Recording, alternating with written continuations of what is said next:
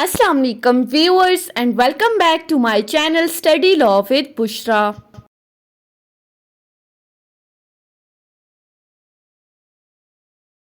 So we were discussing Contract Act 1872. We have discussed up till section 41. In this video we are going to discuss the topic of joint promissors.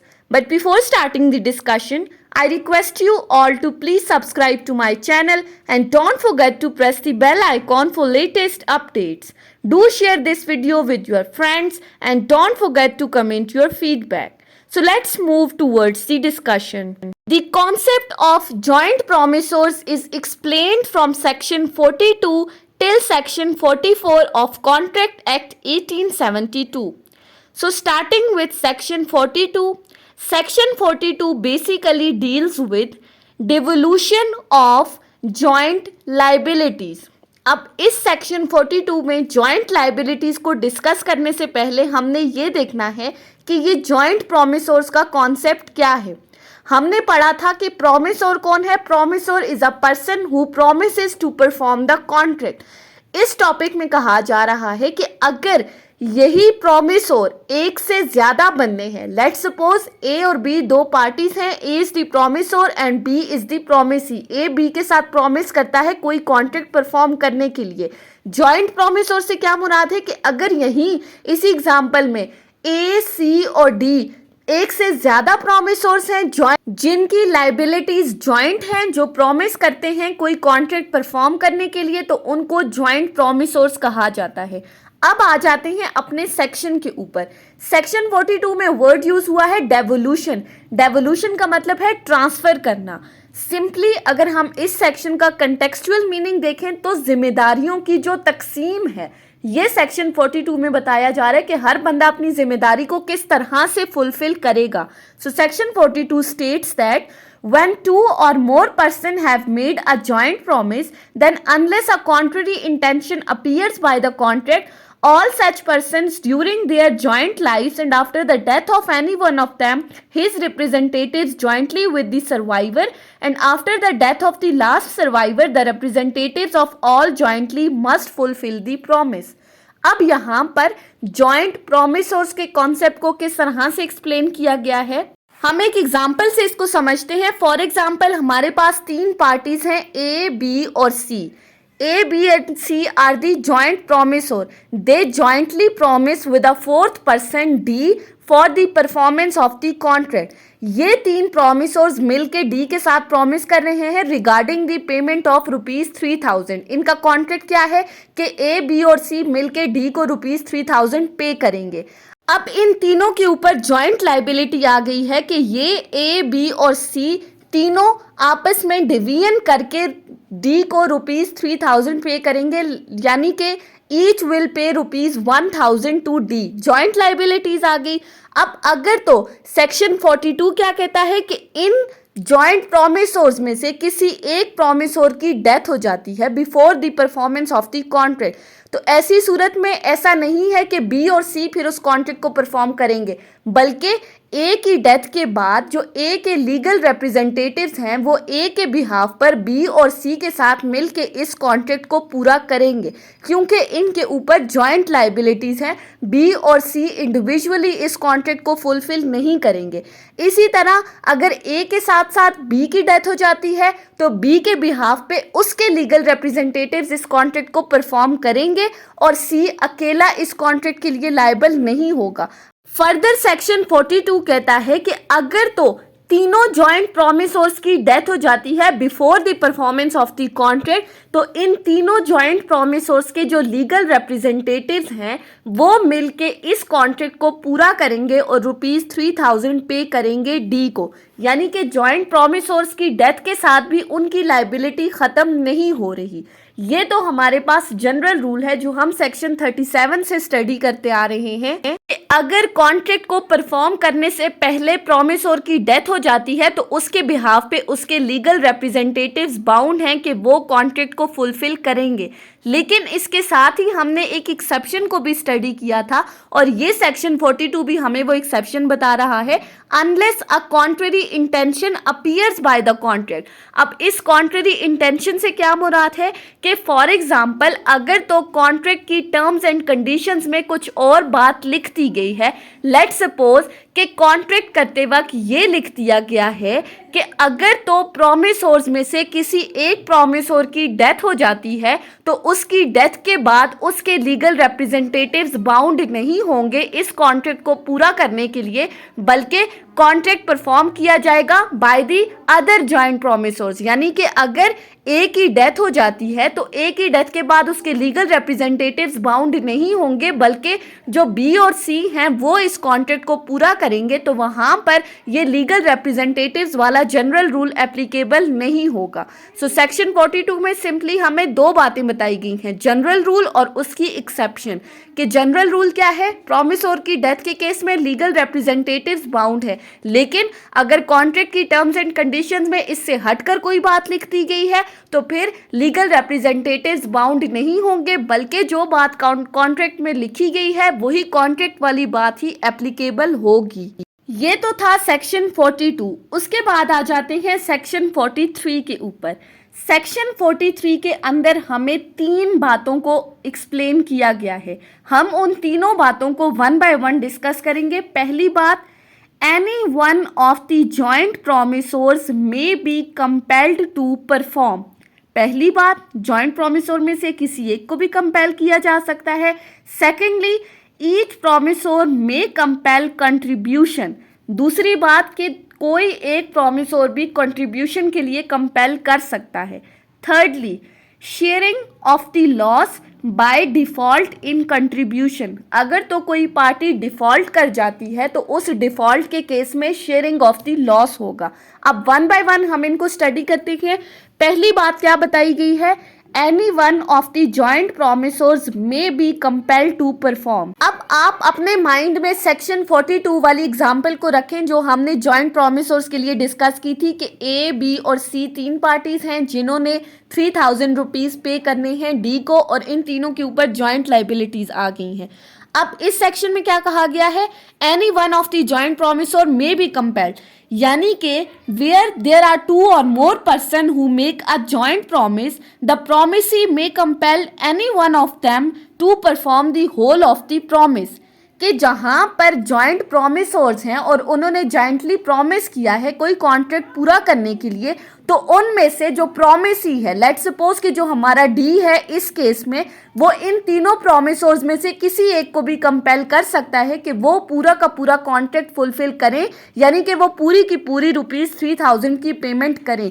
इस section के अंदर जो liabilities हैं वो joint और several हैं। Joint liability से क्या मुराद है कि तीनों जॉइंट प्रॉमिसोर्स इक्वली कंट्रीब्यूट करेंगे, और सेवरल लाइबिलिटी से क्या मुराद है कि इन तीनों में से प्रॉमिसी की जानिब से किसी एक को भी कंपेल किया जा सकता है। सो जहां पर प्रॉमिसी किसी एक पर्सन को कंपेल करता है, लेट्स सपोज वो सी को कहता है कि तुम ये पूरा का पूरा प्रॉमिस फुलफिल करोगे, तो ऐसा नहीं है कि ए और बी की लाइबिलिटीज खत्म हो जाएंगी, बल्कि सेकंड बात हमें क्या कही है, ईच प्रॉमिसोर मे कंपेल कंट्रीब्यूशन। तो सेकंड बात में क्या कहा है कि जब a single promisor is compelled by the promisee to perform the contract, he may compel the other promisors to contribute equally with himself. अब इस केस में सी को कंपेल किया गया था कि वो पूरा का पूरा प्रॉमिस फुलफिल करे, तो ऐसी सूरत में सी बाकी दो प्रॉमिसर्स जो ए और बी हैं उनको कंपेल कर सकता है कि वो इक्वली कंट्रीब्यूट करें। यानी कि सी ने तो डी को ₹3000 पेमेंट कर दी, पूरा का पूरा प्रॉमिस फुलफिल कर दिया। ऐसा नहीं है कि अब वो ए और बी से इस पेमेंट को डिमांड नहीं करेगा, बल्कि सेक्शन 43 दूसरी बात हमें ये कहता है कि सी कंपेल करेगा ए और बी को कि वो 1000 इक्वली कंट्रीब्यूट करें, क्योंकि सी ने अकेला कॉन्ट्रैक्ट परफॉर्म किया था डी के कहने पर। अब यहाँ पर ऐसा नहीं है कि इन दोनों की लाइबिलिटीज खत्म हो जाएंगी, बल्कि जहाँ पर सिंगल प्रॉमिसोर को कंपेल किया जाता है कॉन्ट्रैक्ट को परफॉर्म करने के लिए, तो वो बाकी प्रॉमिसोर्स को कंपेल करेगा कि वो इक्वल कंट्रीब्यूशन करें। अब तीसरी सिचुएशन की तरफ आ जाते हैं, sharing of the loss in case of default. Third क्या कहा गया है कि when where a promisors or any one of them makes the default in the payment of the contract, then the loss will be borne by the other promisors. कि अगर तो प्रोमिसोर में से कोई एक पर्सन इंसॉल्वेंट हो गया है, वो इनकैपेबल है to perform the payment, to perform the contract, वो पेमेंट नहीं दे सकता, तो ऐसी सूरत में जो उसकी लाइबिलिटी है, यानी कि जो 1000 पेमेंट ए ने करनी थी और वो इंसॉल्वेंट हो गया है, अब वो पेमेंट नहीं कर सकता, तो उसके बिहाफ पे ये जो लॉस है वो बाकी दो प्रोमिसोर्स बियर करेंगे। यानी कि उनकी लाइबिलिटी क्या थी, 1000 की, तो जब ए इनकेपेबल हो गया, वो पेमेंट नहीं कर सकता, तो ये जो दो प्रोमिसोर्स हैं ये अपने 1000 के साथ मजीद 500 की पेमेंट करके इस कॉन्ट्रैक्ट को पूरा करेंगे। यानी कि जहां पर डिफॉल्ट कर जाती है कोई एक पार्टी, कोई एक प्रोमिसोर, तो जो बाकी दो प्रोमिसर्स हैं वो इनके बिहाफ पे इस लॉस को आपस में शेयर करेंगे और इक्वली कंट्रीब्यूशन करेंगे। अब इसी सेक्शन के साथ हमें एक एक्सप्लेनेशन दी गई है और वो एक्सप्लेनेशन क्या कहती है, that nothing in this section shall prevent a surety from recovering from his principal payments made by surety on behalf of principal or entitle the principal to recover anything from surety on account of the payments made by the principal। अब इस explanation के अंदर surety की बात की गई है। अगर आपको कॉन्ट्रैक्ट ऑफ गारंटी याद हो, जो कि हम ऑलरेडी डिस्कस कर चुके हैं, तो हमने कहा था कॉन्ट्रैक्ट ऑफ गारंटी के अंदर तीन पार्टीज होती हैं, principal, debtor, creditor and the surety. Creditor और प्रिंसिपल डेटर का आपस में कॉन्ट्रैक्ट होता है। प्रिंसिपल डेटर क्रेडिटर को ये कहता है कि अगर मैं इस कॉन्ट्रैक्ट को फुलफिल ना कर पाया तो मेरे बिहाफ पे जो मेरी श्योरिटी है वो इस कॉन्ट्रैक्ट को पूरा करेगी, यानी कि वो एक गारंटी लेकर आ रहा है। सो इस एक्सप्लेनेशन को हम एक एग्जाम्पल से स्टडी करते हैं। फॉर एग्जाम्पल वही एग्जाम्पल ले लेते हैं, हमारे पास तीन पार्टीज हैं, ए, बी और सी। सी कॉन्ट्रैक्ट कर रहा है डी के साथ फॉर द पेमेंट ऑफ ₹3000 और सी डी को ये कहता है कि अगर मैं ये 3000 तुम्हें पे ना कर पाया तो जो मेरी श्योरिटीज हैं ए और बी वो मेरे बिहाफ पे इस कॉन्ट्रैक्ट को पूरा करते हुए तुम्हें ₹3000 पे करेंगी। अब सी इन एक्चुअल ये कॉन्ट्रैक्ट पूरा नहीं कर पाया, सी इनकैपेबल हो गया है इस कॉन्ट्रैक्ट को पूरा करने के लिए, और क्या हुआ कि उसके बिहाफ पे ए और बी जो उसकी श्योरिटीज थी उन्होंने सी के बिहाफ पे ₹3000 की पेमेंट कर दी डी को। तो इस एक्सप्लेनेशन में कहा गया है कि ये सेक्शन इन श्योरिटीज के ऊपर बार नहीं लगा रहा कि वो बाद में अपनी पेमेंट को अपने प्रिंसिपल डेटर से रिकवर कर सके, यानी कि प्रिंसिपल के बिहाफ पे श्योरिटीज ने जो भी अमाउंट पे की है ये सेक्शन उनको नहीं रोक रहा, उनके रास्ते में किसी भी तरह की रुकावट नहीं डाल रहा कि वो अपनी पे की हुई अमाउंट को अपने प्रिंसिपल से रिकवर कर सकें, और ना ही प्रिंसिपल के ऊपर बार लगा रहा है कि अगर श्योरिटीज के बिहाफ पे प्रिंसिपल ने कोई पेमेंट की है तो वो प्रिंसिपल अपनी अमाउंट श्योरिटी से रिकवर नहीं कर सकता। एक्सप्लेनेशन में दोनों बातें की गई हैं, ना तो श्योरिटी के ऊपर कोई बार है और ना प्रिंसिपल के ऊपर कोई बार है कि अगर वो एक दूसरे की जगह कोई पेमेंट्स कर देते हैं तो बाद में वो उन पेमेंट्स को रिकवर नहीं कर सकते, बल्कि वो अपनी पेमेंट्स को इजीली रिकवर कर सकते हैं। उसके बाद आ जाते हैं सेक्शन 44 के ऊपर। सेक्शन 44 बात करता है effect of release of one joint promisor. अब इस सेक्शन में क्या कहा गया है कि जहां पर हमारे पास एक से ज्यादा प्रोमिसोर्स हैं, जॉइंट प्रोमिसोर्स हैं, और उनमें से अगर किसी एक प्रोमिसोर को रिलीज कर दिया जाता है तो उसका इफेक्ट क्या होगा। प्रोमिसोर एक पर्सन नहीं है, एक से ज़्यादा प्रोमिसोर्स हैं जो जॉइंटली प्रॉमिस करते हैं कोई कॉन्ट्रैक्ट को फुलफिल करने के लिए, और अगर उनमें से किसी एक प्रोमिसोर को रिलीज कर दिया जाता है उसकी लाइबिलिटी से, फॉर एग्जांपल ए, बी और सी तीन पार्टीज हैं, उनमें से अगर ए को रिलीज कर दिया जाता है प्रोमिसी की जानिब से तो उसका इफेक्ट क्या होगा। So section 44 states that where two or more persons have made a joint promise, a release of one of such joint promisors by the promisee does not discharge the other joint promisor or joint promisors, neither does it free the joint promisor release from his responsibility to the other joint promisor or promisors. अब simply section 44 में क्या कहा गया है कि अगर promisee जो इस केस में डी है, अगर वो किसी एक जॉइंट सिंगल प्रोमिसोर को उसकी लाइबिलिटी से डिस्चार्ज कर देता है तो उसका इफेक्ट क्या होगा, that it does not discharge the other joint promisors from their liabilities.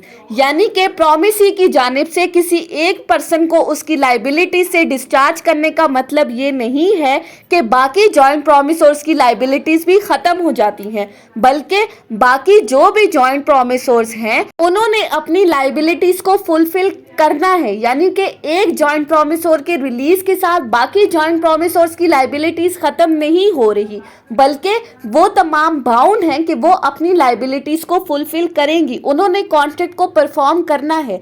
Secondly कि अब अगर एक जॉइंट प्रोमिसोर को रिलीज कर दिया है, इसका मतलब ये नहीं है कि उसकी लाइबिलिटीज बाकी जॉइंट प्रोमिसोर्स की तरफ से खत्म हो गई हैं। फॉर एग्जांपल, अगर सी को डिस्चार्ज कर देता है प्रोमिसी कि अब वो इस कॉन्ट्रैक्ट को पूरा ना करे बल्कि ए और बी कॉन्ट्रैक्ट को परफॉर्म करेंगे, तो इसका मतलब ये नहीं है कि ए और बी की तरफ जो सी की लाइबिलिटीज हैं वो भी खत्म हो जाएं। यानी कि कॉन्ट्रैक्ट हुआ था ₹3000 की पेमेंट का, अब जब ए और बी को बाउंड कर दिया गया कॉन्ट्रैक्ट परफॉर्म करने के लिए तो उन्होंने 1500 की पेमेंट कर दी अपनी लाइबिलिटी से बढ़कर।